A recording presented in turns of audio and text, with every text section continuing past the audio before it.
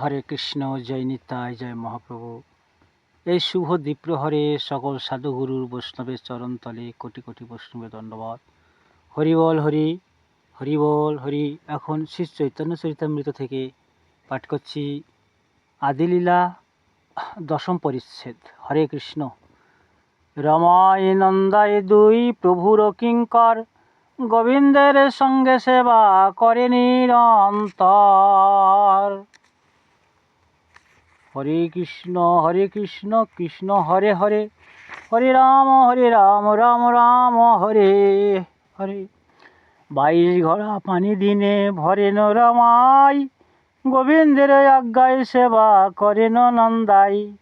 কৃষ্ণদাস নাম শুদ্ধ কুলীন ব্রাহ্মণ, যারে সঙ্গে লইয়া কইল দক্ষিণ গমন।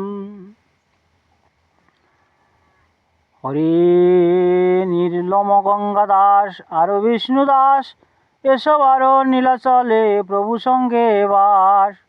বারাণসী মধ্যে প্রভু ভক্ত 3 জন, চন্দ্রশেখর বৈদ্য আরো মিশ্র তপন।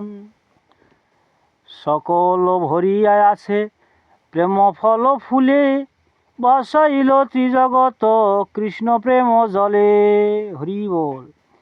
একাকা শাখা শক্তি অনন্তর মহিমা, সহস্র বদনে যার দিতে না রে সীমা। সংক্ষেপে কহিল মহা প্রভুর ভক্তগণ, সমগ্র বলিতে না রে সহস্র বদন। শ্রী রঘুনাথ পদে যার আস, চৈতন্য চরিতামৃতে কহে কৃষ্ণ দাস। শ্রী নিত্যানন্দ বৃক্ষে স্কন্ধ গুরুতর, তাহাতে জন্মিল শাখা প্রশাখা বিস্তর। মালাকার ইচ্ছা জলে বাড়ে শাখাগণ, প্রেম ফল ফুলে ভরি সাইল ভুবন। চৈতন্য মালির কৃপা জলের সেচনে, সেই জলে পুষ্ট স্কন্ধ বাড়ে দিনে দিনে। আর প্রথমেতে একমত আচার্যরে গণে, পাছে 2 মত হইল দৈবের কারণে।